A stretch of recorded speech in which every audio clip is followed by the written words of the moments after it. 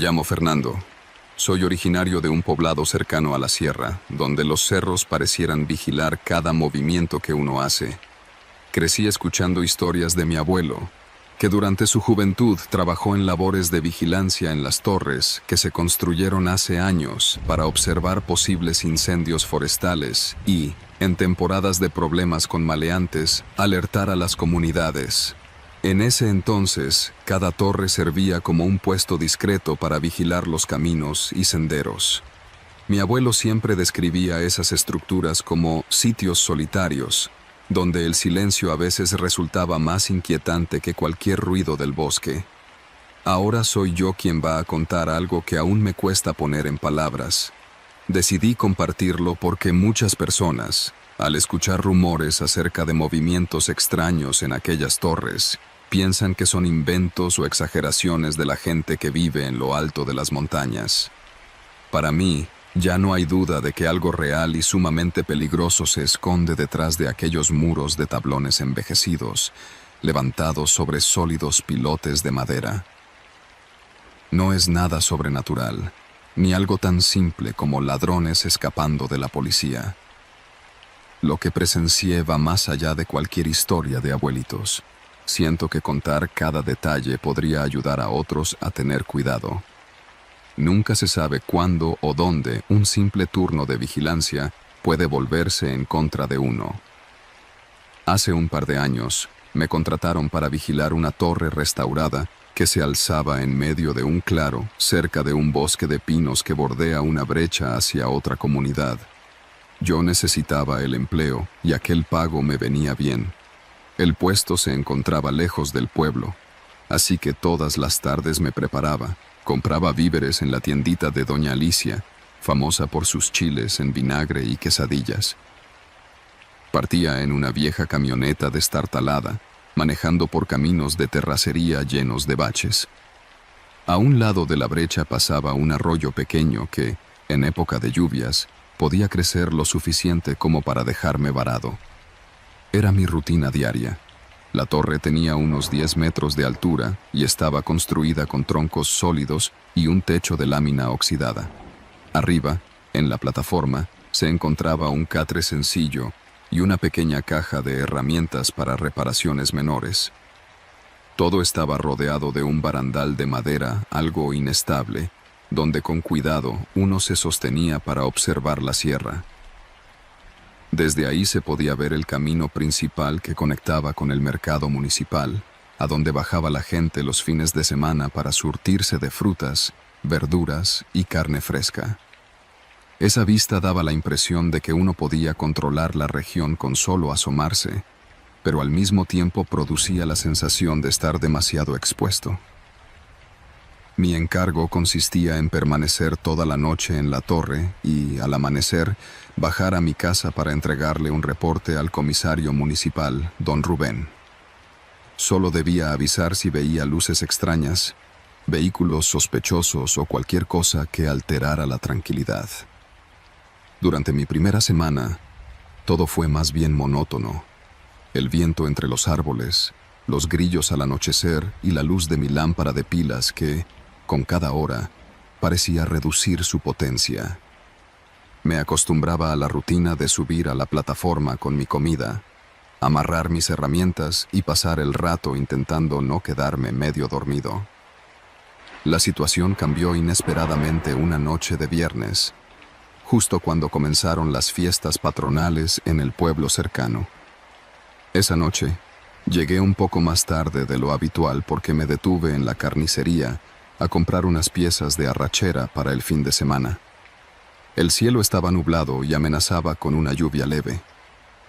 Cuando me estacioné junto a la torre, noté algo extraño. El candado de la puertita inferior, que siempre mantenía cerrado para que nadie subiera sin mi permiso, estaba en el suelo partido en dos. Revisé el lugar, pero no encontré huellas claras, solo unos arañazos en la madera. Parecía que alguien había forzado la entrada.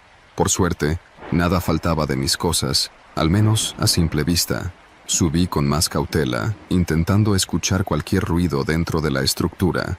El interior olía a humedad y tenía un ligero aroma a tabaco. No fumo, así que inmediatamente supe que un desconocido había estado ahí. Chequé la caja de herramientas y el catre. Todo se veía desordenado, como si hubieran husmeado rápidamente. No le di muchas vueltas. Saqué un nuevo candado que había comprado por precaución y al bajar volví a asegurar la entrada. El resto de la noche transcurrió con una incomodidad latente. Cada crujido de la madera me ponía en alerta. Llamé a don Rubén al amanecer, pero se limitó a decirme que seguramente eran vagabundos o adolescentes buscando un refugio para beber, que no me preocupara.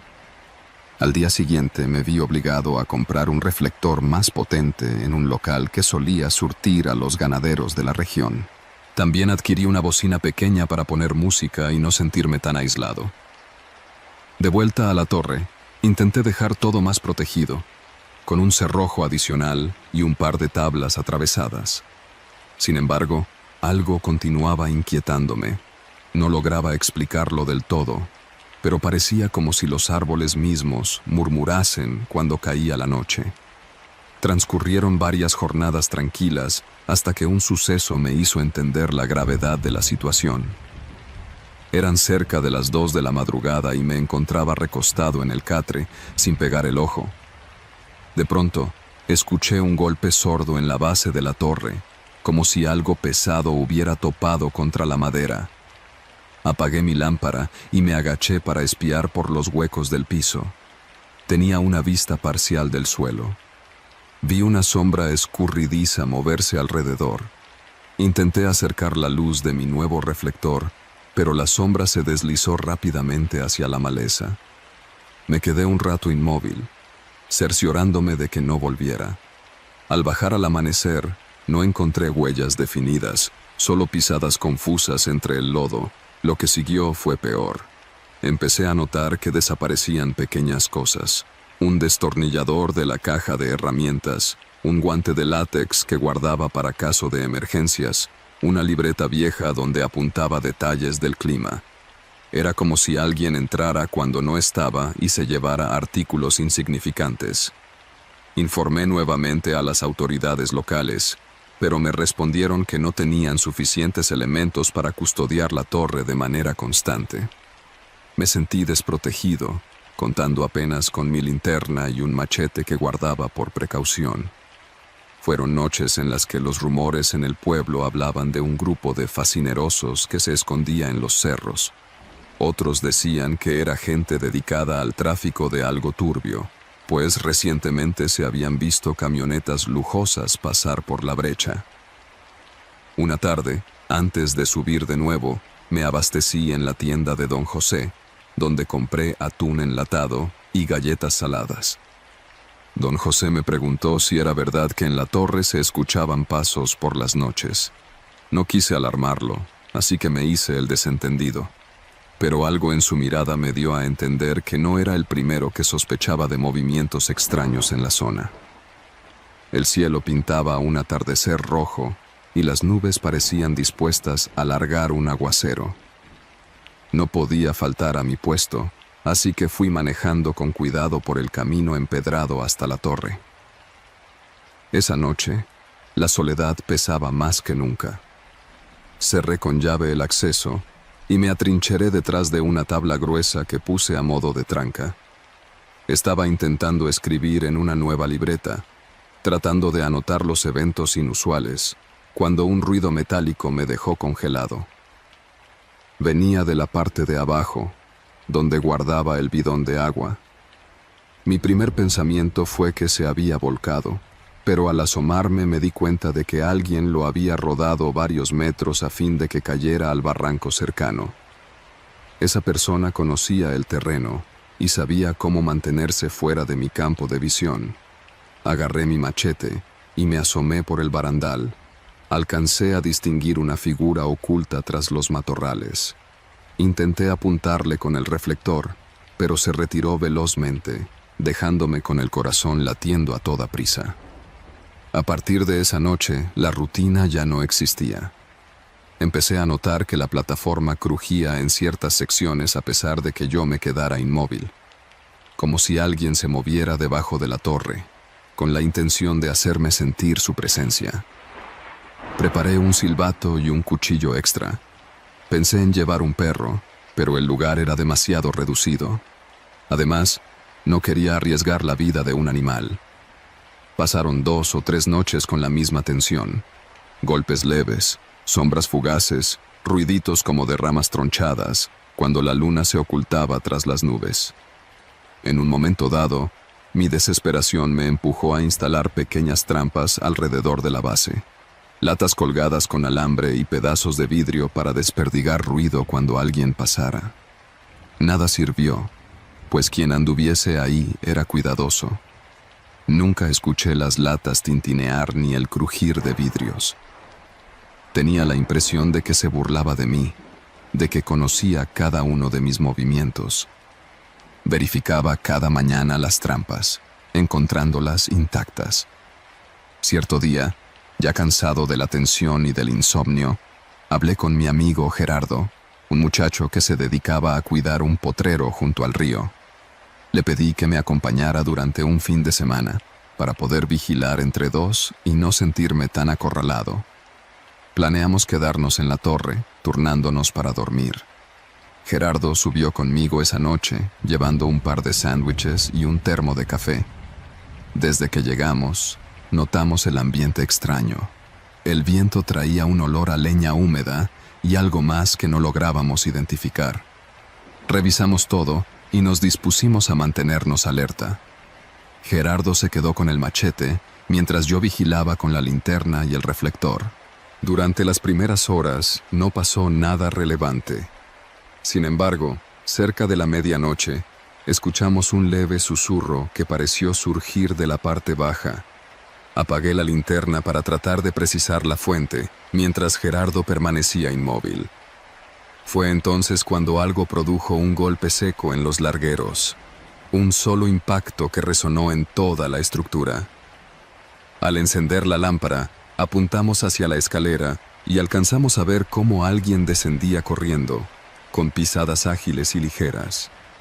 Era imposible confirmar su aspecto, pero se notaba que llevaba botas de suela gruesa y pantalón oscuro. Gerardo gritó algo, intentando advertirle que estaba armado.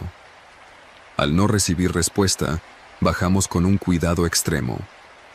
La puerta de acceso estaba abierta de par en par, aunque bien recordaba haberla asegurado. Una vez en el suelo, todo parecía vacío, sin rastro de aquella figura. Gerardo me dijo que quizá era mejor no regresar. Aunque su rostro reflejaba temor, trató de alentarnos a seguir con la vigilancia hasta el final de nuestro turno. Subimos nuevamente. Esta vez reforzamos la entrada con más tablas y nos acomodamos de tal forma que uno vigilara mientras el otro descansaba lo mínimo. Así transcurrió el resto de la noche, hasta que las primeras luces del alba nos dieron un poco de calma. Al amanecer, Gerardo me confesó que prefería no repetir la experiencia. Aún así, se ofreció a hablar con el comisario para interceder a mi favor. Le recomendé que mis superiores consideraran la idea de instalar cámaras, o al menos poner un retén con 2 personas más. Sin embargo, las autoridades no parecían interesadas en gastar fondos adicionales. Alegaban que el presupuesto era limitado y que todo era parte del riesgo de un trabajo de vigilancia en tiempos complicados. Con cada jornada, mi ansiedad crecía. Hubo una noche en que los golpes no cesaron. Primero, un ruido en la escalera, luego otro en la pared externa. Parecía que la estructura misma se estremecía. Sentía la tensión en cada fibra de mi cuerpo. Revisé mi arma blanca, convencido de que si alguien se decidía a subir sin avisar, me defendería con todo. La oscuridad parecía más densa que de costumbre, y el viento mecía los árboles con un susurro constante. Al borde de las 3 de la mañana, escuché un grito corto proveniente de la base de la torre. Apunté el reflector y vislumbré una silueta que parecía arrastrar un bulto. La imagen se perdió entre las sombras antes de que pudiera reaccionar. Me quedé conteniendo la respiración unos instantes. Bajé con cautela, alumbrando la húmeda tierra, y advertí rastros de algo que había sido arrastrado hacia el borde del acantilado a unos metros de la torre. Tropecé con una piedra y casi caigo, pero nada más encontré pasto pisoteado y marcas en la tierra. Era evidente que alguien había estado ahí, cargando o jalando algo. No quise quedarme más en la intemperie, así que cerré la puerta desde dentro y bloqueé la escalera con un pedazo de fierro. En la mañana llamé a don Rubén y le conté lo que vi. Él dijo que el reporte sonaba muy alarmista. Me sugirió que tal vez había sido un jabalí, un perro o un venado herido. Me negué a creer su versión. Aquella silueta tenía movimientos humanos y el bulto que arrastraba no se veía como ningún animal. Sentí rabia e impotencia, pero también me di cuenta de que estaba solo ante esa situación. Pasó una semana sin que pudiera dormir más de 2 horas seguidas por día. Cada vez que me tocaba guardia, la inquietud regresaba. Empecé a notar el deterioro en mi salud. Incluso en la tienda de doña Alicia me vieron más demacrado. Hubo otra noche de viernes con truenos y relámpagos, donde no tuve escape posible por la tormenta. Encontrarse en la torre durante una tempestad resultó aterrador. El techo crujía y los relámpagos iluminaban la sierra en ráfagas plateadas. En ese escenario, se escucharon pasos por la escalera externa. Estaba seguro de que alguien subía con lentitud. Sentí el corazón acelerado. De pronto, las pisadas pararon en seco. Grité para ver si recibía alguna respuesta, pero solo se oyó el agua azotando la madera y un trueno que pareció partir el cielo en dos. Al salir el sol, revisé la escalera. Encontré huellas de lodo fresco y la marca de lo que parecía la punta de un machete clavada en un escalón, como si hubieran querido atemorizarme. Nunca había experimentado tanta incertidumbre. Ya no sabía si todo era planeado por una sola persona o si se trataba de varios. Si fueran ladrones, habrían intentado robar algo. Parecían interesarse más en generarme una desesperación incesante.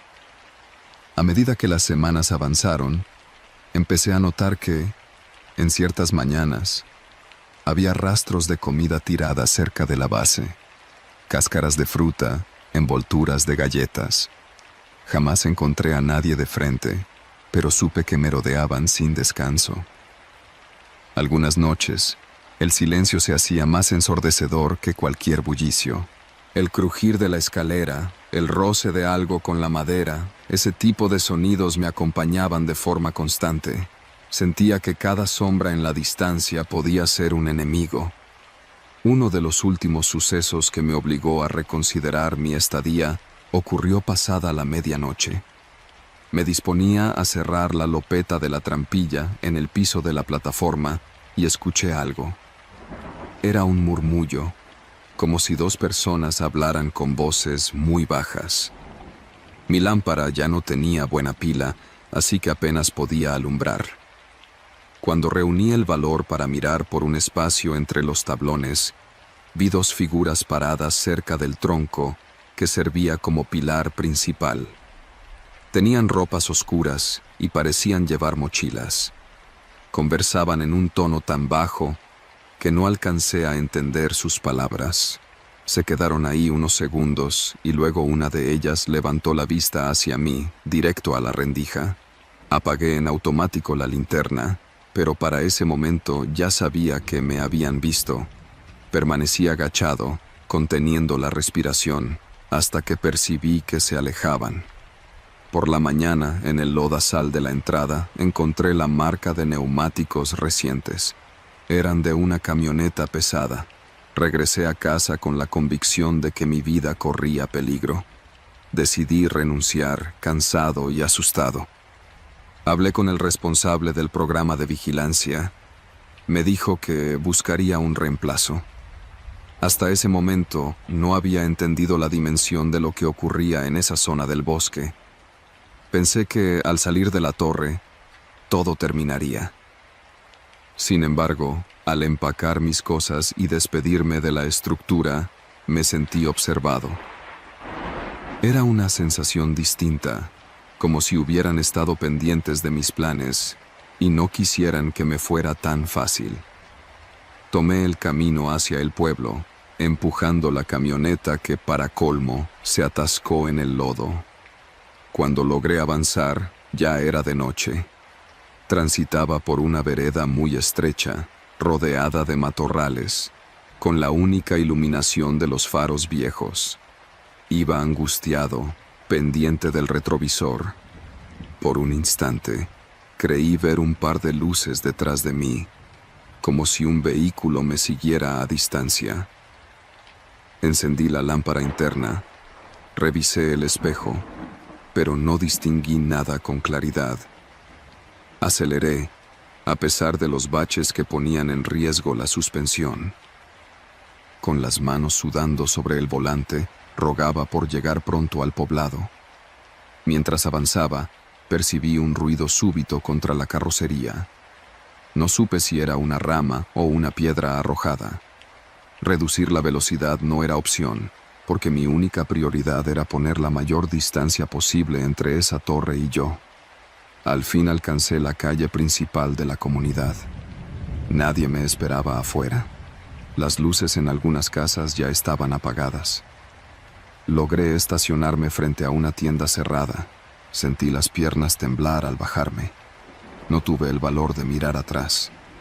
Desde aquel día, me he mantenido en silencio. La gente cree que exagero cuando menciono que algo turbio rodea esas torres. Otros me aconsejan que acuda con autoridades estatales o federales. Sin embargo, cada vez que reflexiono sobre las sombras que me rodeaban la estructura, la manera en que se las ingeniaban para aparecer en momentos precisos y la sensación de que me estudiaban, prefiero no exponerme más. He trabajado en distintos oficios, tratando de no salir de noche al camino.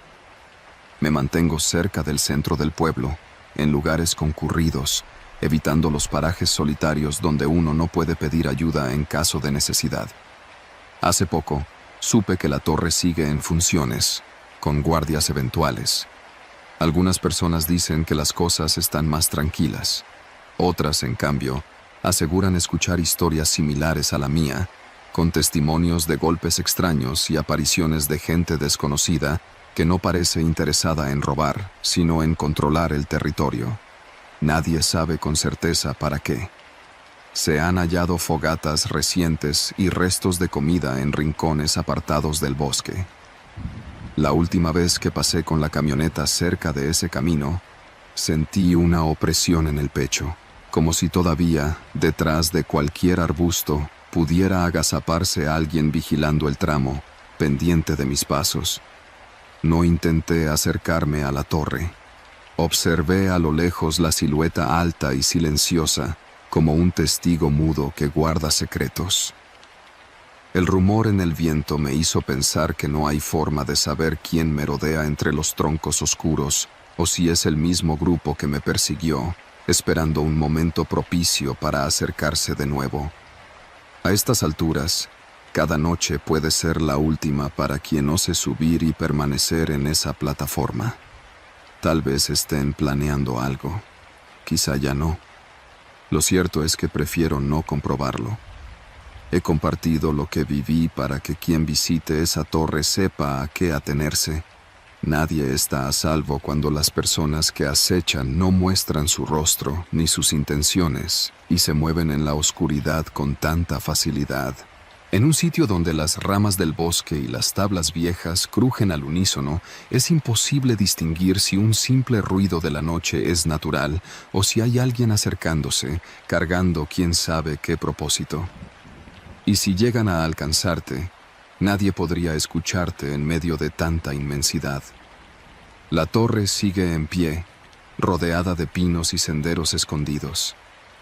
Algunos dicen haber hallado señales de actividad reciente, marcas en la madera y envolturas de comida fresca, como si alguien vivo estuviera allí cada tanto. Otros aseguran no ver nada cuando se aventuran de día. Pero al caer la noche, un silencio pesado lo cubre todo, y el simple hecho de dar la espalda produce la certeza de que algo o alguien estudia cada paso que das. Todavía hoy, en mi memoria, Resuenan esos golpes en las tablas, esos susurros confusos y las pisadas fugaces que marcaban la tierra húmeda del bosque. Quizá, en cualquier momento, aparezcan de nuevo. Quizá estén esperándome, sabiendo que tarde o temprano volveré, aunque sea de paso. Y si lo hago, ya no tendré certeza de nada, salvo de que en esas torres la seguridad nunca está garantizada. Nunca fui de asustarme por ruidos en la noche. En el monte todo suena. Troncos que se contraen con el frío, el viento que se encajona en los valles, el aullido agudo de un zorro que a la distancia parece un llanto humano. Lo aprendí en mis primeras temporadas, cuando todavía confundía cada crujido con una amenaza. Pero el turno de vigilancia de aquella noche de mayo, en el Parque Nacional Los Alerces, me enseñó que lo verdaderamente peligroso no siempre cruje. A veces habla con tu voz, o peor, con la voz de tu jefe. Mi puesto era una torre metálica de 12 metros, un cubo de fibra sobre una estructura de perfiles.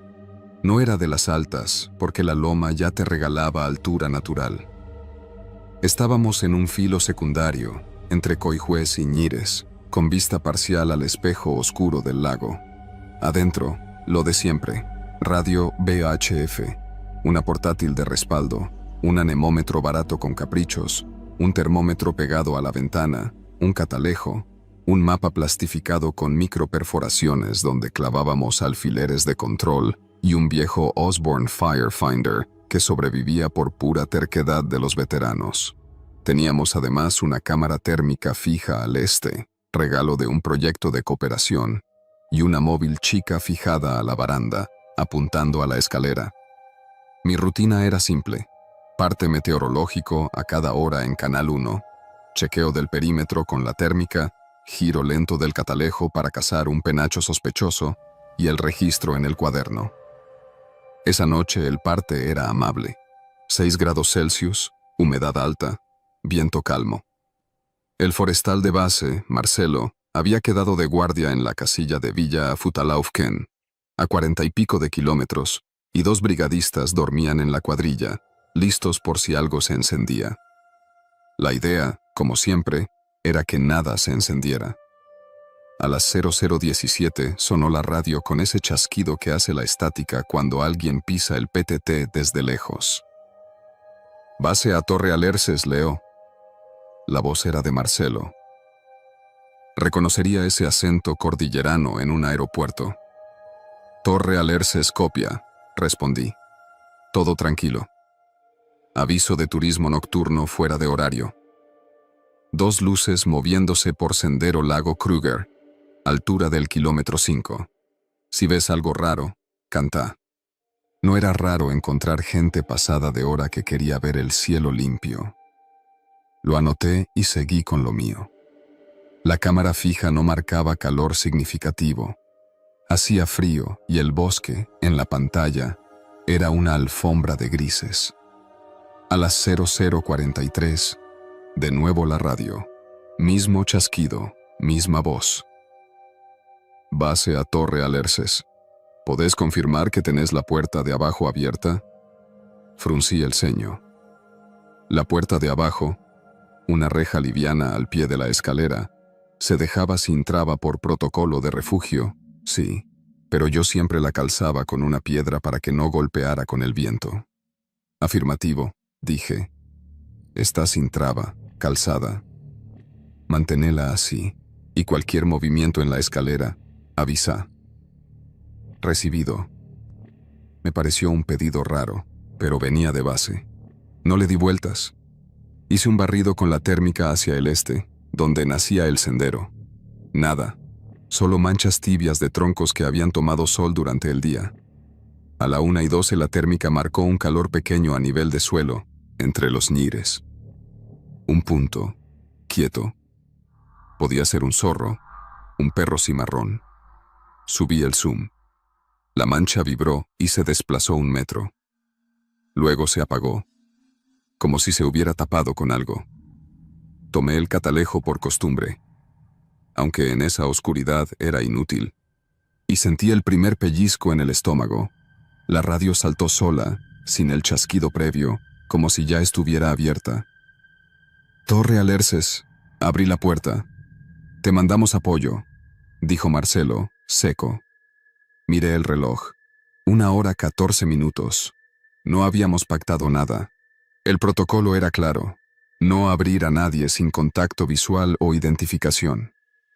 «Base, negativo», contesté. «¿Quién viene?» Silencio.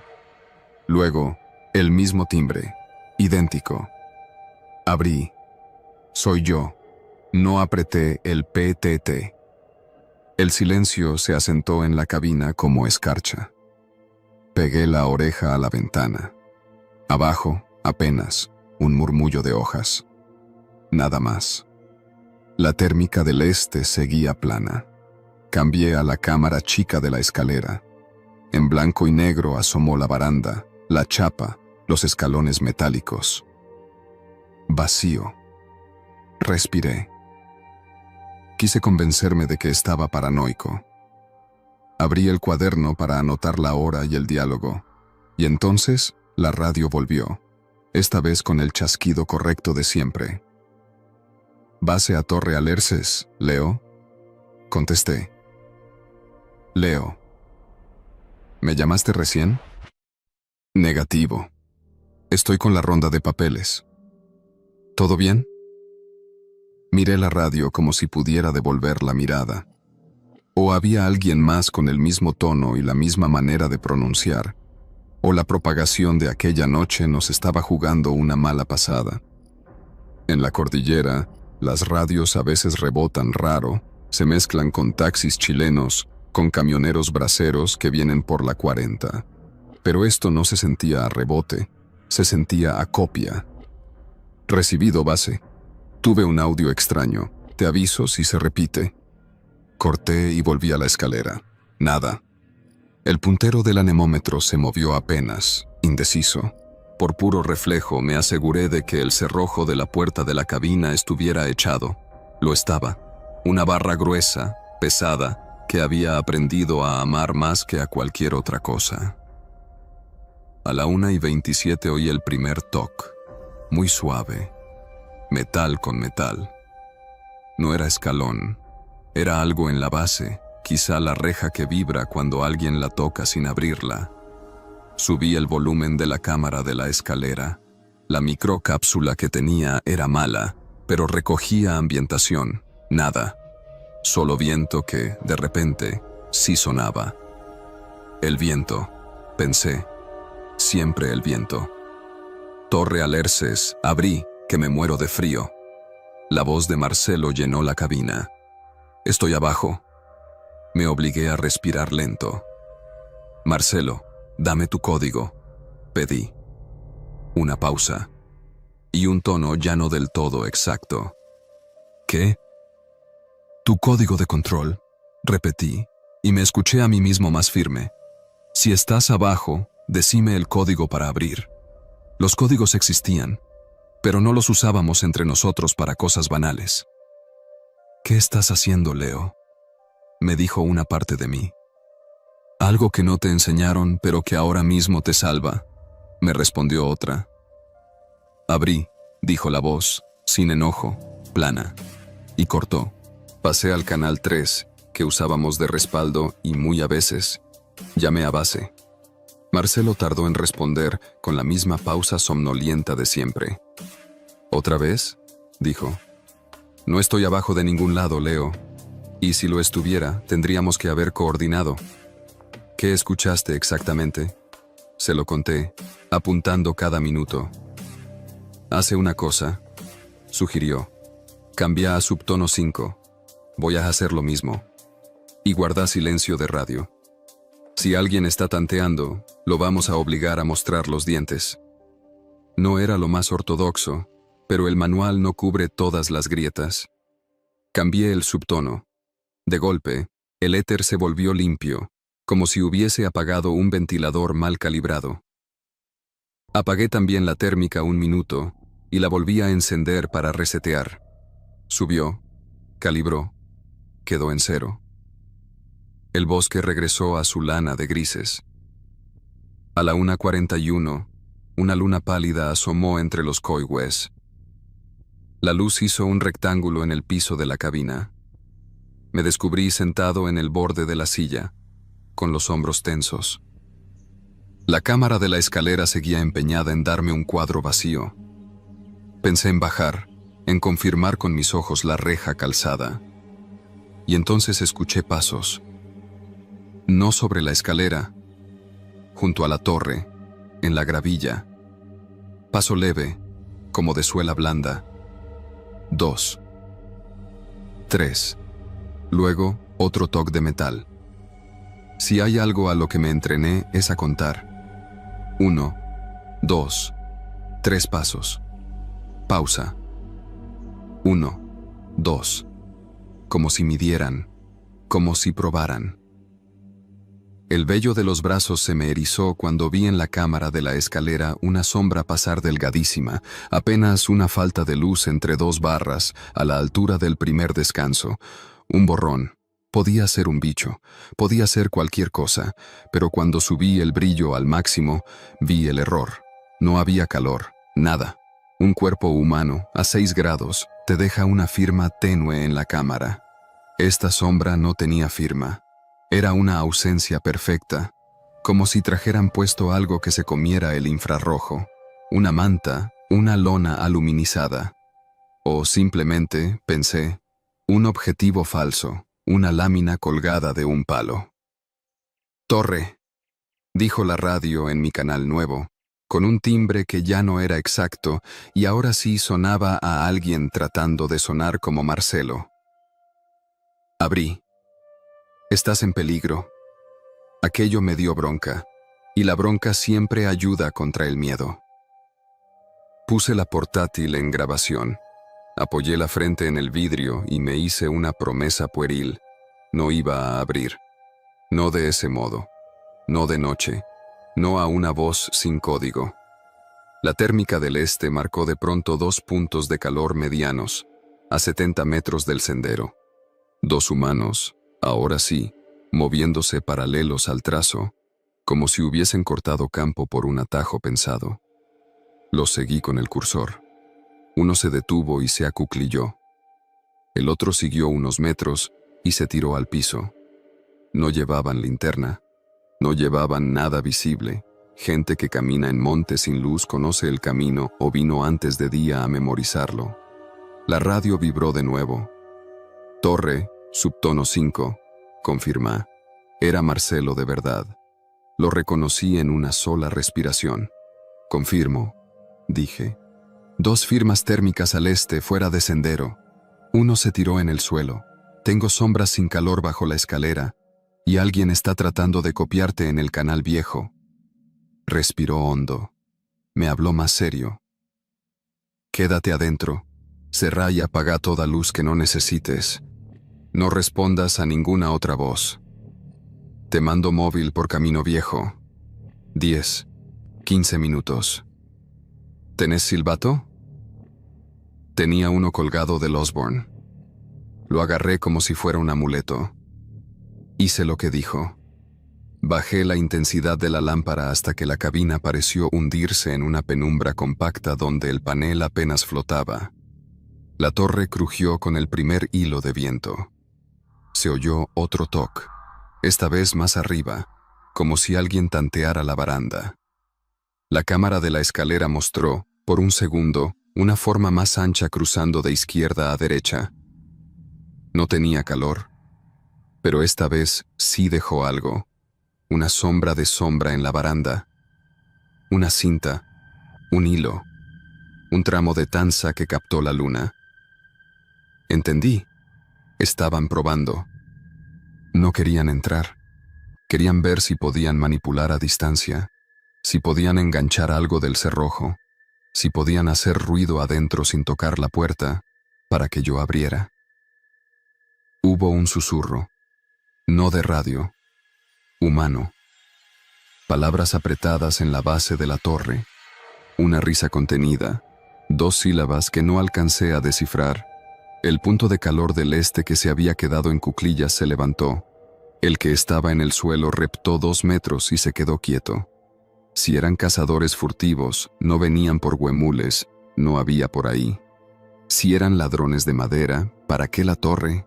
Si eran vivos, sabían que la torre tenía radio, ojos, alarma. Entonces, ¿qué querían? La respuesta vino sola: la radio. Si yo abría y ellos entraban, aunque no me hicieran nada, aunque solo tocaran el panel, podían levantar códigos, frecuencias, nombres propios, horarios. Podían copiar la voz de Marcelo mejor. Podían construir un mapa de tiempo y gente para entrar otro día a donde de verdad querían entrar.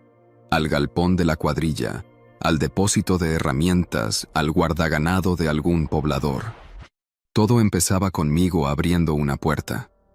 A las 1:58, la térmica mostró otro calor moviéndose rápido por el camino viejo. Era el móvil. El motor llegó primero al oído que a la pantalla. Un zumbido grave.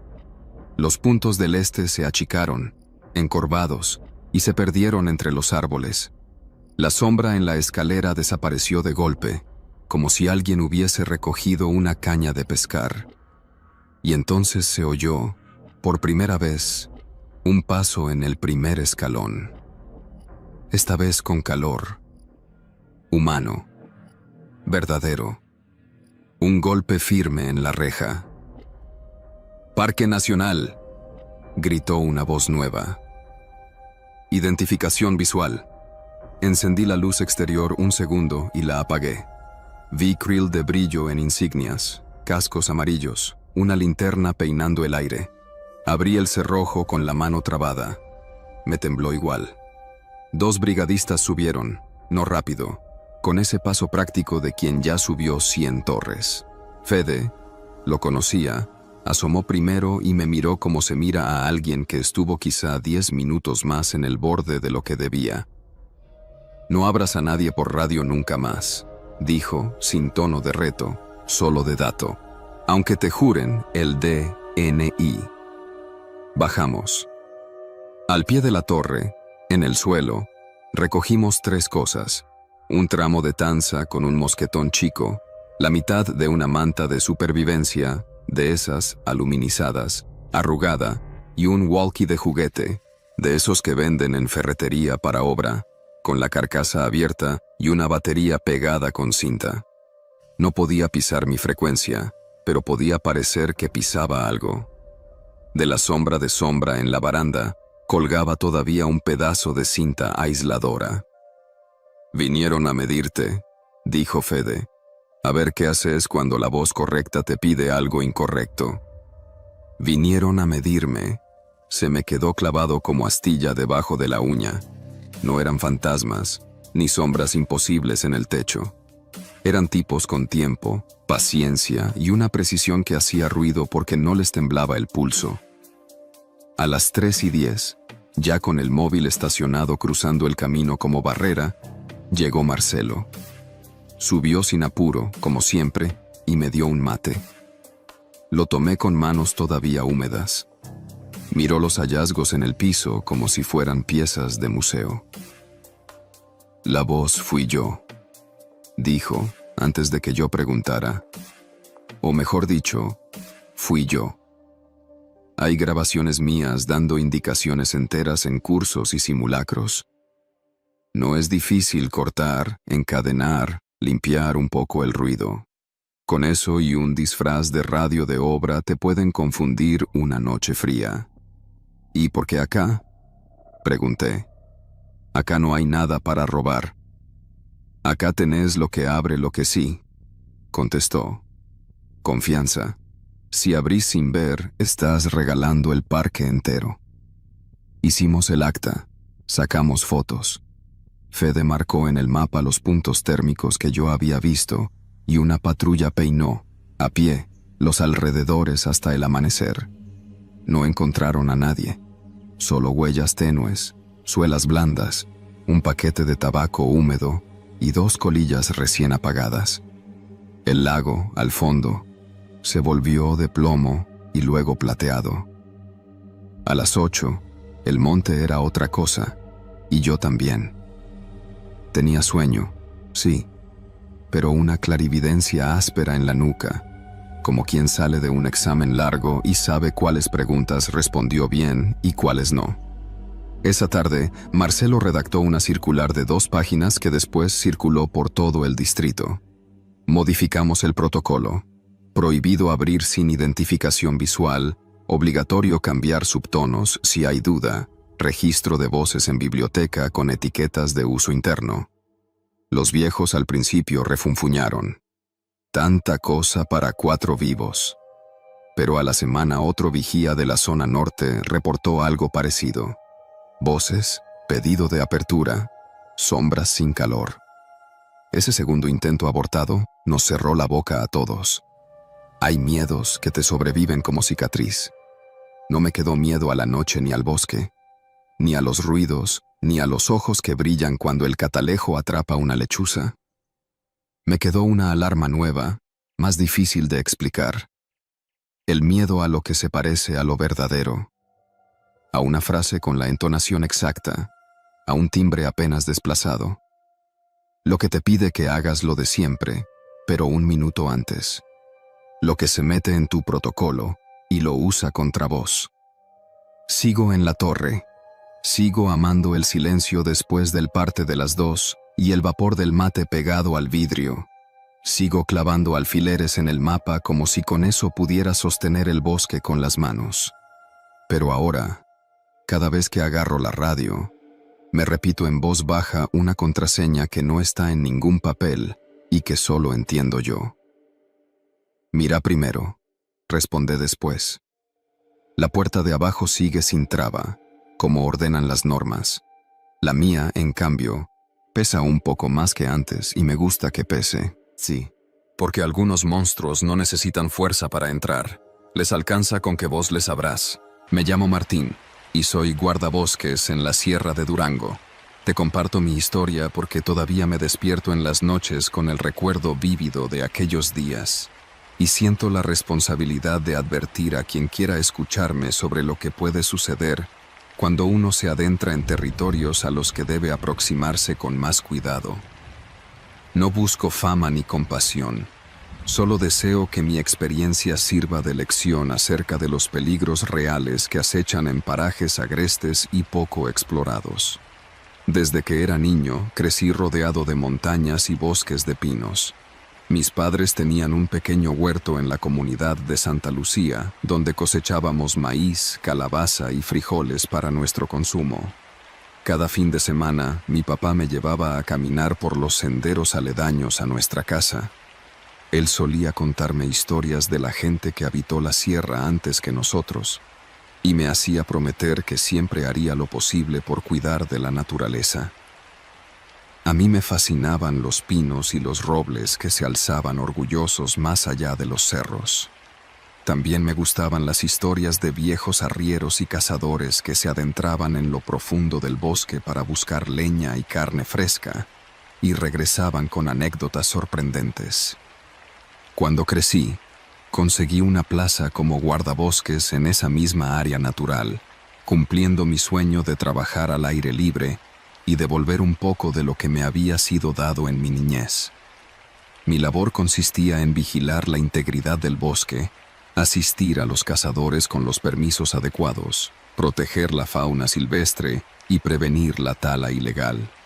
Recorría kilómetros de veredas, atravesaba arroyos y visitaba rincones escondidos donde pocos se atrevían a pisar. Para mí, no había nada más gratificante que ser partícipe de la vida del bosque cada día. Sin embargo, nada podría haberme preparado para lo que viví hace unos años. Aún recuerdo con detalle el inicio de esa jornada. Amaneció despejado, y el aire fresco de la sierra era tan puro que respirarlo bastaba para llenar el pecho de energía. Preparé un termo con café caliente y pasé brevemente por la tiendita del pueblo, que se ubica a un costado del camino principal por donde pasan las camionetas de transporte. Compré algo de pan dulce y saludé al señor Eusebio, el dueño, quien llevaba décadas atendiendo a lugareños y visitantes con una sonrisa amable. Me deseó buen día y aseguró que me avisaría si algún turista preguntaba por los veredictos de caza, tal como hacíamos siempre. Tomé mi camioneta destartalada, una pick-up color azul que muchas veces amenazaba con dejarme tirado a media vereda, y conduje hacia la estación de guardabosques. En el trayecto, disfruté de la vista. Los prados se cubrían de flores silvestres amarillas, y la línea de pinos se dibujaba contra el cielo. En la estación, me reuní con mi compañero, Luis. Era un hombre maduro y muy amable, que llevaba trabajando ahí desde antes de que yo naciera. Me comentó que había observado algunas huellas extrañas en la zona norte del bosque, cerca de un terreno poco transitado, y pensaba ir a revisar.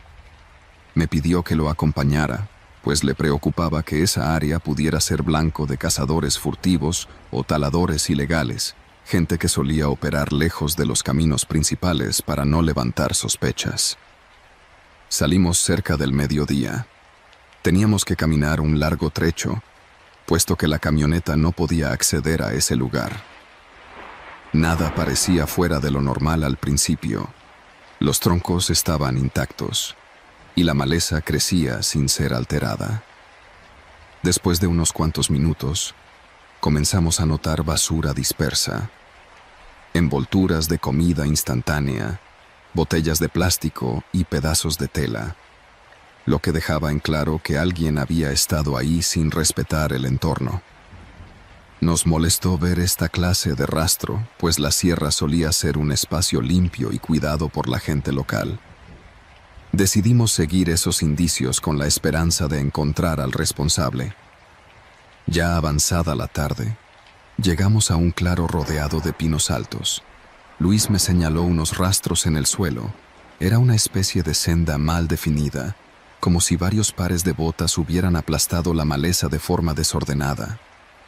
Al internarnos más, vimos un campamento improvisado. Había una pequeña fogata sofocada, algunos troncos ubicados como bancas rudimentarias y, lo más intrigante, una serie de cuerdas amarradas entre árboles, como si sirvieran de tendedero o tuvieran la intención de inmovilizar a algo. Nadie estaba allí en ese momento, pero la presencia de objetos personales, rompevientos, guantes, un machete apoyado contra un tronco, demostraba que el lugar se estaba usando frecuentemente. En la fogata hallamos un recipiente con residuos de carne medio quemada que no pudimos identificar con facilidad. Nuestra primera suposición fue que alguien había estado cazando sin permiso y quizás cocinaba la presa en ese sitio oculto. El sol empezaba a descender cuando notamos el silencio. De golpe, los sonidos habituales del bosque, el canto de las aves, el crujir de las ramas, se sentían lejanos, como si el lugar los repeliera. Vi a Luis con semblante preocupado. Decidimos que lo más prudente era volver con refuerzos, pues no teníamos la menor idea de cuántas personas podían estar allí y si estarían dispuestas a un enfrentamiento.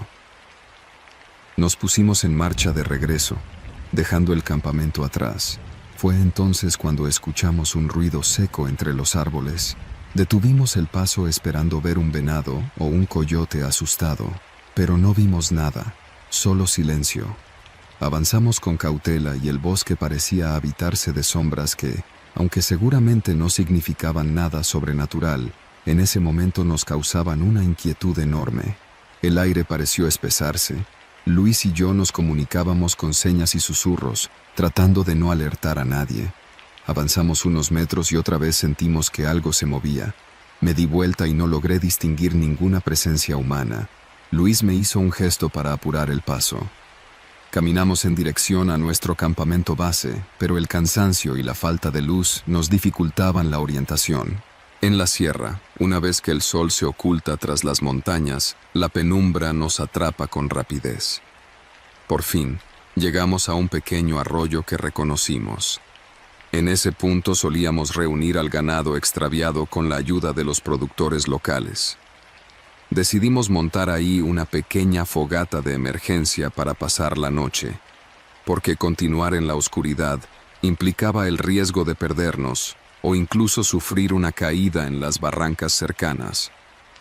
Armamos un refugio improvisado con los plásticos que llevábamos y encendimos una discreta fogata con ramas secas recogidas de la orilla del arroyo. Preparamos algo de comida, tortillas que aún llevábamos en un morral y frijoles enlatados. El fuego daba un calor reconfortante, pero aún así me era difícil sentirme seguro. Luis tampoco se relajaba, se mantenía alerta, mirando a los alrededores como si esperase que apareciese alguien en cualquier momento. Ya cerca de la medianoche, el canto de los grillos y las ranas acompañaba el murmullo del agua. Luis y yo casi no hablábamos, ya que el cansancio y la tensión nos habían resultado abrumadores. De pronto, un chasquido cercano nos hizo enderezarnos al unísono. Pudimos escuchar pasos apresurados, ramas cediendo. Cuando iluminamos en esa dirección con mi linterna, pudimos ver la silueta de alguien que parecía ocultarse tras un árbol. Era difícil distinguir su rostro, solo alcancé a ver un bulto que se movía con rapidez. Grité para advertir que éramos guardabosques, que se identificaran. Nadie respondió. Luis me susurró que nos quedáramos en silencio. Él comenzó a revisar el arma de dardos tranquilizantes que utilizábamos contra animales que requerían ser controlados. Aunque no solemos usar armas de fuego letales, sí llevamos un pequeño revólver con balas de salva para ahuyentar osos o avisar a la distancia. Me preguntó si debía usarlo. Con temor, le dije que lo mantuviera a la mano, pero que no disparara aún. No teníamos clara la situación. Los pasos se alejaron, pero el ambiente del bosque seguía cargado de tensión. Intentamos dormir, sin lograrlo por completo. De cuando en cuando, mis músculos se agarrotaban, temiendo que esa extraña persona reapareciera. Al amanecer, teníamos una prioridad: salir de allí y comunicar el incidente a las autoridades. Al guardabosque jefe le reportaríamos lo que habíamos encontrado y pediríamos más apoyo para regresar con un grupo mayor. Con las primeras luces, recogimos todo lo necesario y avanzamos por la orilla del arroyo, sintiendo cierto alivio con la claridad del día. Aún conservábamos una mezcla de miedo y determinación por entender qué sucedía en esos parajes. El recorrido hacia la camioneta fue lento, pero en 1 hora aproximadamente, divisamos la cerca de alambre de púas que las autoridades forestales habían colocado para delimitar la zona de reserva. A través de esa cerca, unos metros más adelante, estaba la vereda principal que conducía a la estación. Recordaba perfectamente allí una pequeña planicie repleta de rocas y con escasa vegetación. Justo en ese claro, vimos algo que nos paralizó. Había huellas de neumáticos y rastros de algún vehículo pesado que entró a un costado del camino. Cerca se encontraban marcas de arrastre en la tierra, como si hubieran movido grandes bultos. No sabíamos si se trataba de troncos, ganado o incluso personas. Todo apuntaba a una operación ilegal. En la Sierra de Durango no es extraño oír sobre grupos que derriban pinos para vender la madera a escondidas o que trafican con especies animales, pero aquello lucía más organizado y más amenazante. Aceleramos el paso hasta llegar donde habíamos estacionado la pickup. Condujimos sin demorarnos rumbo a la estación. Al llegar, nos recibió la recepcionista, la señora Luz, quien notó de inmediato nuestros rostros desencajados. Avisó al guardabosque principal, don Margarito, un hombre de voz ronca y porte de vaquero, que conocía cada recoveco de la sierra. Al narrarle lo sucedido, él frunció el ceño y tomó la radio para hablar con la comandancia de la policía local. En un par de horas llegaron 2 patrullas, equipadas con miembros de la Guardia Nacional y forestales adicionales. Formamos un contingente de 8 personas para regresar al sitio y explorar con más cuidado. Antes de partir, pasé por el pequeño comedor al que solíamos ir en la estación, donde preparaban tortillas a mano y unos tacos de canasta deliciosos. Agarramos algo de comer y bebimos refrescos, y luego subimos a las camionetas. 2 vehículos en caravana fueron internándose en el bosque por un camino más amplio, el que se usa también para el turismo regulado ciertos fines de semana. Cuando arribamos al lugar del improvisado campamento, lo encontramos abandonado. Ni huellas frescas ni rastro de gente. Sin embargo, había una atmósfera pesada que ninguno pudo ignorar. Comenzamos la inspección con las linternas, aunque la luz del día se colaba entre las ramas, creando un efecto de claroscuro. Mis compañeros y yo nos dividimos para cubrir mayor terreno, pero sin separarnos demasiado. El silencio volvió a sentirse incómodo. Uno de los policías, el oficial Hernández, llamó a todos con un silbido. Corriendo, llegamos y lo vimos señalar el tronco de un pino. Estaba tallado con cortes profundos, como si alguien hubiera probado un machete o un cuchillo contra él. El aroma a savia reciente confirmaba que esos cortes eran recientes, quizá de esa misma madrugada. Registramos la zona y hallamos varios rastros más de basura reciente, latas, empaques de comida y un guante. También vimos un surco en la tierra, posiblemente arrastrado por un saco pesado. Uno de los guardias de la Guardia Nacional teorizó que podrían haber capturado animales grandes para venta ilegal, o tal vez movían madera cortada sin permiso.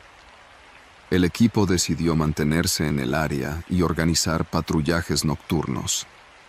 Se estableció un pequeño campamento de vigilancia y nos unimos turnándonos en grupos de 2 para cubrir la zona.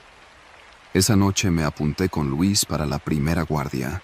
Nos quedamos en el perímetro, atentos a cualquier ruido. Casi a la medianoche, cuando la mayoría de nuestros compañeros descansaban, escuché un crujido en la distancia.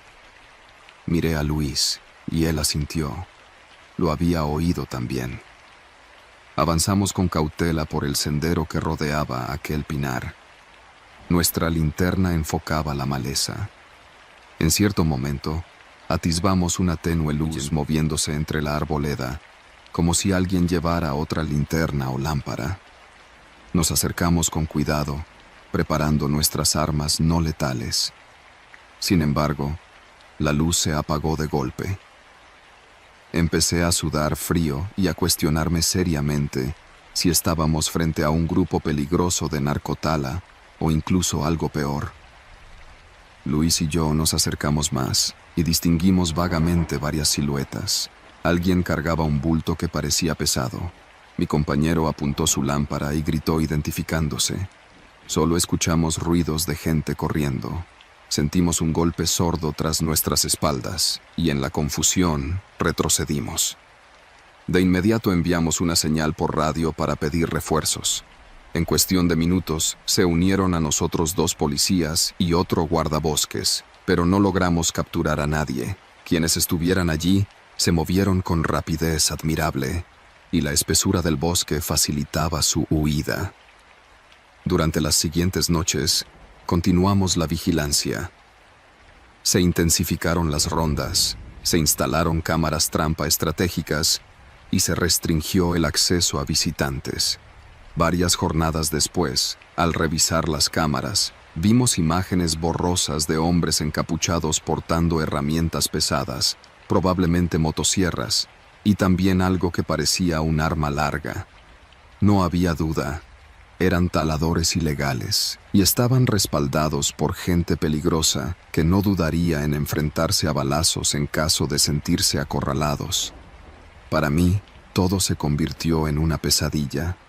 Los días se alargaron en tensión constante. Las noches eran un insomnio permanente. Todo mi amor por el bosque empezó a teñirse de miedo e incertidumbre. Uno de los productores locales, el señor Jacinto, se acercó a mí para contarme que, en el mercado de la cabecera municipal, había aparecido hace días un intermediario, vendiendo madera de muy buena calidad sin contar con la documentación requerida. Aquello confirmaba nuestras sospechas. La madera se estaba extrayendo de nuestra reserva protegida. El problema era que la situación rebasaba a la simple labor de un guardabosques. Era un tema de crimen organizado. Poco a poco, las autoridades superiores intensificaron los operativos. Aunque la Sierra de Durango es vasta y difícil de controlar en su totalidad, se establecieron retenes y se enviaron drones de monitoreo a distintas partes. Yo continué haciendo mis recorridos habituales, aunque esta vez con un nudo constante en el estómago, sabiendo que en cualquier punto podía toparme con esos individuos. Empecé a acostumbrarme a checar cada árbol talado, cada huella en el lodo, cada fogata improvisada. Varias patrullas y cuadrillas ciudadanas se organizaron para vigilar y denunciar movimientos sospechosos. Finalmente, una madrugada, unidades de la Policía Federal y elementos de la Guardia Nacional se adentraron en una sección apartada del bosque con la ubicación aproximada de la guarida de los taladores. Contaban con información precisa suministrada por espionaje y por las cámaras que habíamos colocado. Tras un operativo tenso, se logró la detención de varios miembros del grupo y se aseguraron camiones repletos de troncos recién cortados. A la postre, en la comunidad todos nos enteramos.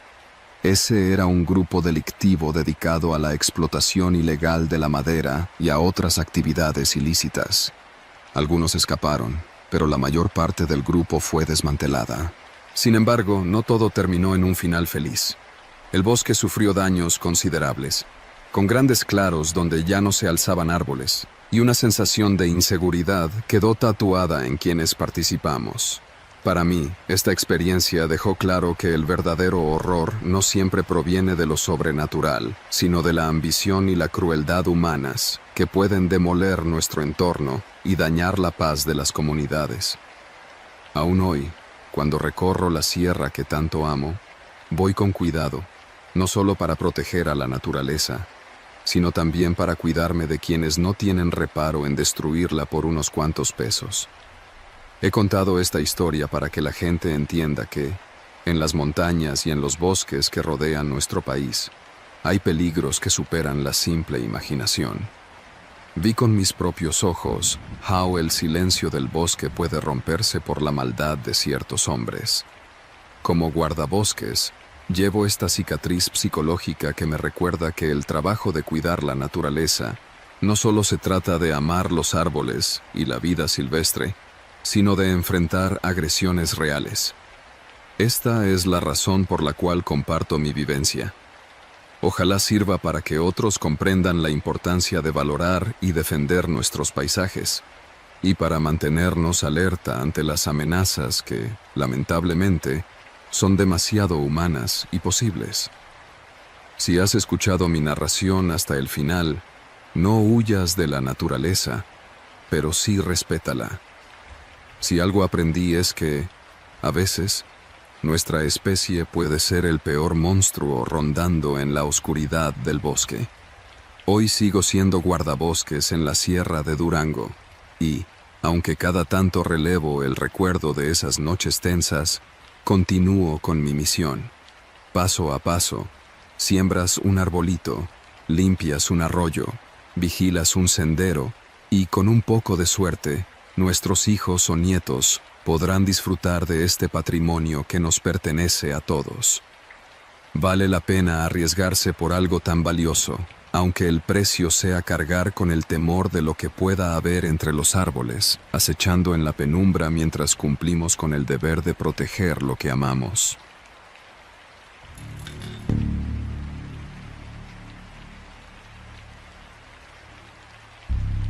Mi nombre es Germán Aguirre y soy guardabosques en una zona boscosa ubicada al norte de la Sierra Madre Occidental. Llevo trabajando aquí desde hace varios años y decidí compartir esta historia porque todavía no logro sacármela de la cabeza. Quiero que alguien entienda por lo que pasé y por qué no podré mirar la sierra de la misma forma. Hace poco me asignaron a un sector remoto, lleno de pinos y encinos, con veredas que casi no aparecen en los mapas. Mi labor principal es cuidar que no haya talas clandestinas, deforestación ilegal ni cazadores furtivos. Este entorno es hermoso, agreste y tan silencioso a ratos que uno puede escuchar su propia respiración. Pero es ese silencio el que, a veces, se convierte en algo inquietante. La comunidad más cercana está a unos 40 minutos en camioneta por un camino de terracería. Allí uno puede comprar provisiones en una pequeña tienda que también vende gasolina por litros. Comparto cabaña con otro guardabosques, pero ese día estaba solo porque mi compañero se había ido al pueblo para ver a su familia. Me habían pedido que vigilara la zona hasta que él regresara. No me quejé, pues conozco bien esas veredas y la mayoría del tiempo no ocurre nada grave. Sin embargo, aquella semana hubo reportes de ruidos extraños y se habían encontrado pedazos de troncos cortados de manera irregular. Supuse que era gente intentando obtener madera de manera ilegal, así que me preparé para salir muy temprano con mi mochila, mi termo de café y mi libreta de anotaciones. Me interné en el bosque al amanecer. Todavía se podía ver la niebla colgada en las ramas y oler la humedad del follaje. Llevaba una radio para mantenerme en comunicación con la oficina central. Mi rutina consistía en revisar senderos, marcar nuevos rastros y asegurarme de que no hubiera trampas ni basura. Las primeras horas pasaron sin incidentes. Vi algunos venados pastando a la distancia y el sonido de las aves resultaba casi relajante. Con todo, no pude evitar una ligera inquietud que me acompañaba desde que salí de la cabaña. Cada pequeño crujido que escuchaba me mantenía alerta.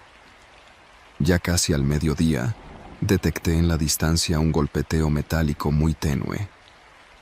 Sabía que no era natural. Me costó trabajo ubicar de dónde venía, porque a veces era un golpe largo y otras, varios seguidos. Pensé que tal vez eran cazadores tratando de asustar a algún animal o un grupo de madereros clandestinos. Cualquiera de las dos cosas representaba un problema. Seguí el sonido con la cautela máxima que pude, tratando de no hacer ruido. La densidad de los árboles era mayor y las ramas caídas crujían con facilidad bajo los pies. El golpeo se fue volviendo más claro. Mi corazón latía con fuerza porque sentía que cada paso podía descubrirme.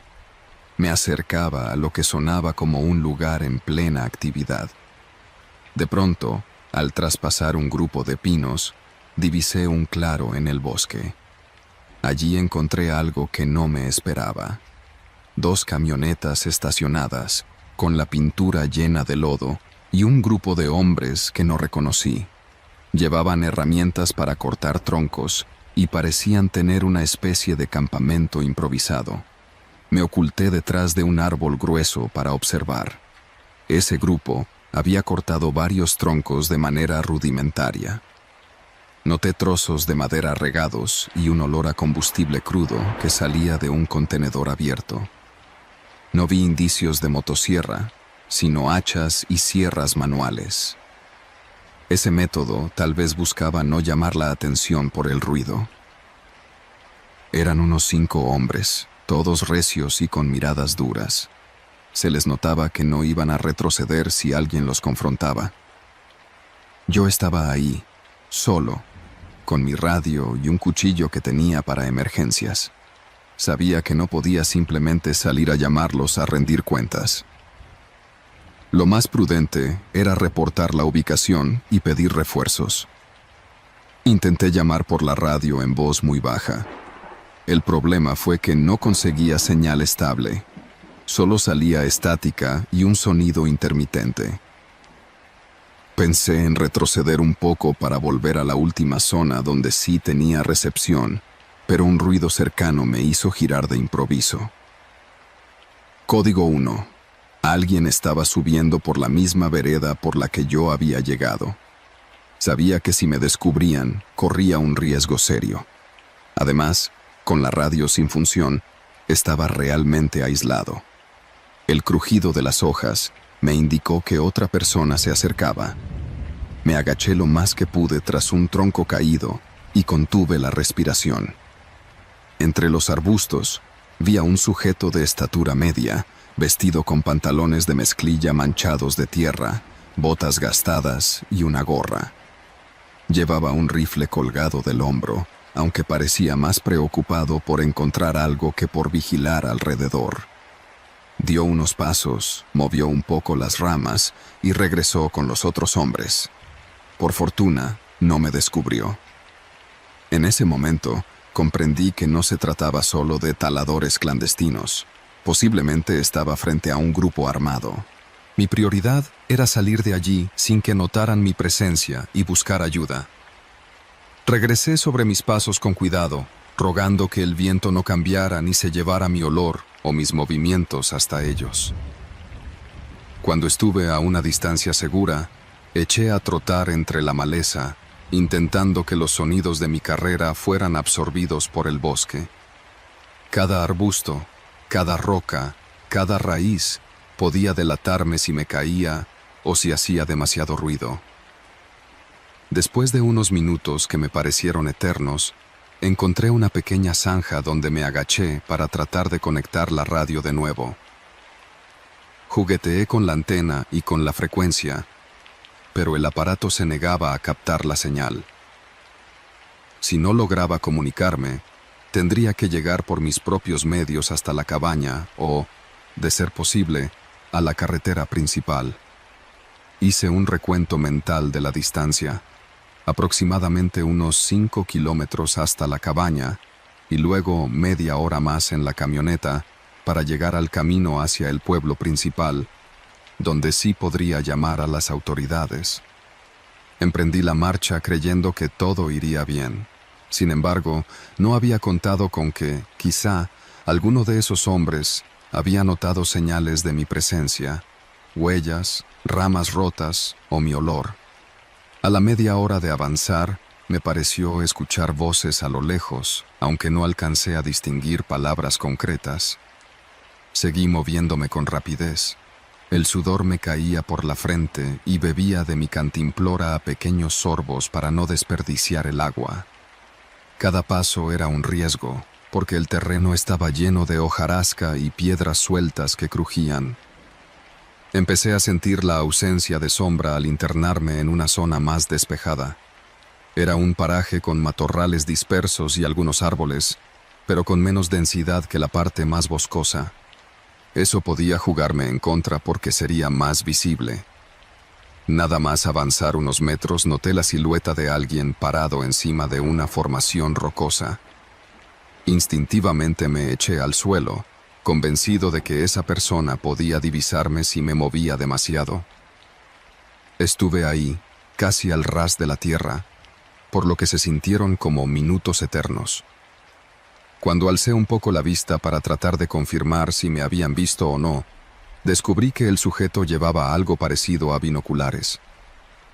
Fue un instante de tensión. Si se giraba hacia mi lado, probablemente me detectaría. Por fortuna, pareció concentrado en otro punto del horizonte, como si buscara hacia la parte opuesta. Esperé hasta que se dio la vuelta y se perdió entre las rocas. Continué gateando con lentitud, sin levantar la cabeza más de lo necesario, y luego me incorporé sigilosamente para seguir rumbo a la cabaña. El sol empezó a descender antes de lo que anticipé. Este tipo de terreno montañoso a veces recibe la noche de manera brusca, y me preocupaba tener que caminar en la oscuridad. El desafío principal continuaba siendo la imposibilidad de avisar a alguien. No había encontrado ni un sitio elevado suficiente para mejorar la señal de radio, y regresar sobre mis pasos no era una opción segura. Mientras avanzaba, tropecé con algo inesperado, un viejo campamento de madera que servía de refugio temporal a cazadores legales, quienes solían dejar ahí provisiones o herramientas. La estructura no era muy grande, pero tenía techo y un lugar donde guarecerse. Entré a revisar con la esperanza de encontrar un teléfono satelital o algo de utilidad. Adentro no había nadie, pero sí algunos implementos. Una pequeña mesa con sillas viejas, un par de velas, latas de atún y botellas de agua caducadas. Había también una escalera de mano que, al parecer, se usaba para alcanzar alguna parte alta del campamento. Revisé un pequeño cofre de metal y hallé municiones de cacería. No me servirían de mucho sin un arma adecuada. Encontré un mapa viejo del área, algo rasgado y con marcas que no pude descifrar del todo. Intenté de nuevo usar la radio. Nada. Tampoco encontré ningún aparato satelital. Me sentí obligado a quedarme unos minutos, al menos para reorganizar mis ideas y tomar un respiro. Trabé la puerta de la mejor manera que pude y me permití medio comer una lata de atún, aunque apenas podía tragar por la tensión. Terminé y continué mi camino a través de un sendero secundario que aparecía en el mapa, esperando que me llevara más cerca de la cabaña sin pasar por las zonas donde podía estar aquella gente peligrosa. Continué bajando por una pendiente resbaladiza, sorteando rocas y raíces. El sol empezaba a pintarse de tonos naranjas, indicando que la tarde estaba corriendo. Al atravesar otro tramo de pinos, percibí un olor a humo. No era muy fuerte, pero sí reconocible, como si estuvieran quemando basura o ramas secas. Sentí un nudo en la garganta, pues significaba que había más personas cerca. Con precaución, seguí andando hasta que me percaté de una pequeña columna de humo que se elevaba entre los árboles. Decidí rodear la zona para minimizar la posibilidad de un encuentro. Sin embargo, mientras intentaba avanzar sin ser descubierto, pisé una rama gruesa que se partió bajo mi bota con un chasquido seco. Me quedé inmóvil, rezando por no haber llamado la atención. Entre el follaje, escuché pasos rápidos y voces murmurando algo. Temí que vinieran hacia mí, así que volví a emprender la huida sin mirar atrás, intentando no caer entre las raíces. Después de correr sin rumbo claro durante varios minutos, terminé en una parte del periférico del bosque donde los árboles comenzaban a escasear y se mezclaban con matorrales más bajos. Eso podría darme la ventaja de otear el terreno, pero también de ser visto con facilidad. Subí a una loma pequeña. Desde allí divisé la torre de observación cercana a la cabaña. Estaba a buen trecho, pero por lo menos ya tenía un objetivo claro. De repente, escuché un disparo a la distancia que me heló la sangre. No sabía si era un tiro de advertencia, una señal entre ellos, o si efectivamente se habían percatado de mi presencia.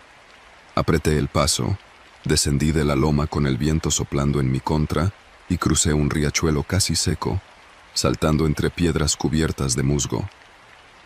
Por fin, a lo lejos, divisaba la chimenea de la cabaña.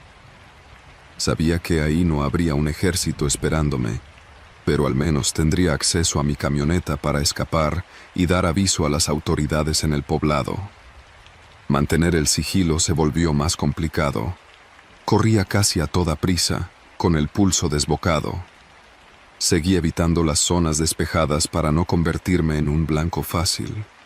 El sol ya se había ocultado detrás de la sierra, dejando una penumbra cada vez más densa.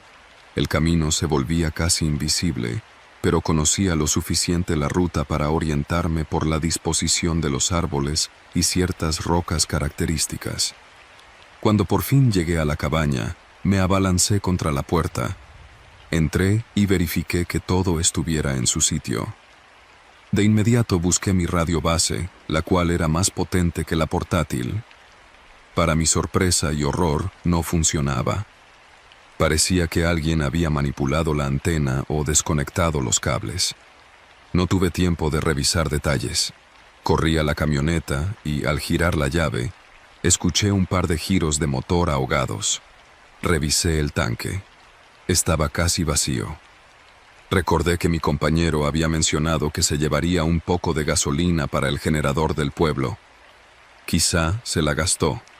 Aún así, me esforcé por encenderla. Finalmente, el motor arrancó con esfuerzo. Yo solo pedía que me alcanzara el combustible para llegar a la carretera. Puse la camioneta en marcha, revisando cada espejo para asegurarme de no ver sombras sospechosas. La noche caía con rapidez.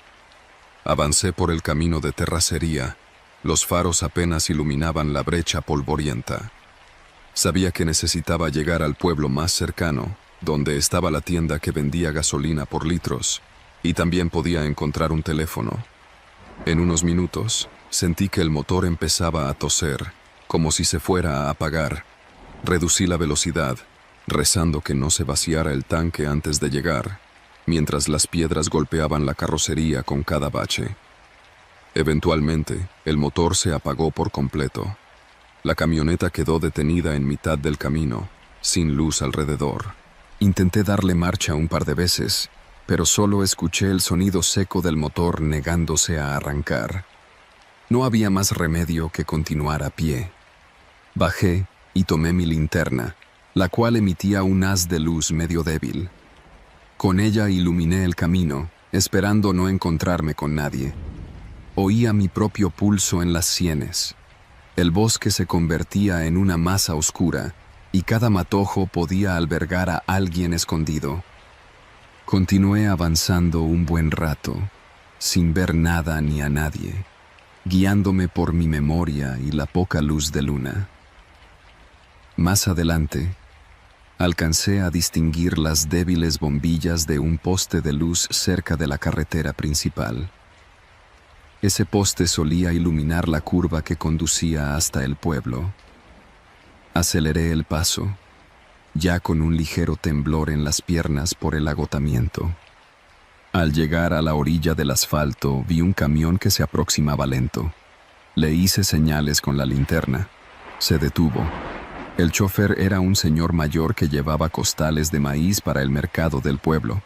Le expliqué a toda prisa lo que había pasado y me invitó a subir. Sin pensarlo, me acomodé en la parte delantera, intentando dar instrucciones rápidas. Quería llegar a la comandancia local. Él puso en marcha el camión y me dijo que llegaríamos en tan solo 10 minutos. Nunca un trayecto me había parecido tan largo.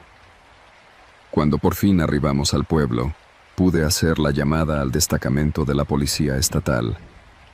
Expliqué la situación con todo detalle. Mandaron varias patrullas y pidieron refuerzos federales para inspeccionar la zona al día siguiente. Yo quedé en estado de alerta, sin poder dormir esa noche. A la mañana siguiente, fui con ellos, pero no encontramos a los hombres ni sus camionetas, ni los troncos cortados. Parecía que se habían esfumado, dejándonos apenas huellas borrosas y rastros de campamento. Me preguntaron si estaba seguro de lo que había visto. Lo estaba. Sé que no aluciné. Aún así, la investigación quedó abierta sin resultados claros. Confieso que desde entonces me cuesta volver a patrullar solo. Sigo siendo guardabosques porque quiero proteger estos bosques, pero la experiencia me dejó una marca imborrable. Ahora llevo conmigo un coche mejor equipado y me aseguro de revisar el tanque de combustible antes de cada salida. Mantengo una ruta de comunicación más constante con la gente del pueblo y con mi compañero. Aunque no lo quiera admitir, hay noches en que cierro los ojos y siento la presión de aquellos pasos tras de mí, el crujido de las ramas, el sonido de un disparo a lo lejos y la incertidumbre de no saber si alguna vez volveré a encontrarme con esa gente o, peor aún, si ellos me encontrarán primero. Esto que acabo de contar es la razón por la que estoy más alerta que nunca. Hoy, si alguien duda de mi relato, me basta con mostrarle las fotos de los troncos irregulares, el viejo mapa que hallé y, sobre todo, mis propias huellas de cansancio. Ese día comprendí que el peligro real no siempre se anuncia con ruidos estridentes ni avisos claros. Basta con que uno se interne en la sierra en el momento equivocado y con la compañía equivocada para descubrir que la oscuridad del bosque puede tomar muchas formas. Yo seguiré cuidando esta región, pero jamás subestimaré lo que puede ocultarse entre la maleza y los caminos solitarios de la Sierra Madre Occidental. Estas no son historias de fantasmas, sino de amenazas tangibles que acechan al amparo de los pinos y los encinos. Hoy, al contarlo, solo tengo la intención de que quede un testimonio de lo que puede suceder cuando uno se topa con gente peligrosa en un sitio donde las patrullas raramente pasan y la ley se ve disminuida por la lejanía. Ese es mi relato, y por eso decidí contarlo. Se lo dejo a cualquiera que quiera escuchar. Mi nombre es Germán Aguirre, guardabosques de la Sierra Norte, y esta historia explica por qué, a partir de ahora, cada paso que doy por el bosque, lo doy con toda la cautela posible. recordando que a veces el verdadero terror nace de lo que unos cuantos hombres son capaces de hacer en silencio, sin importarle a quién lastiman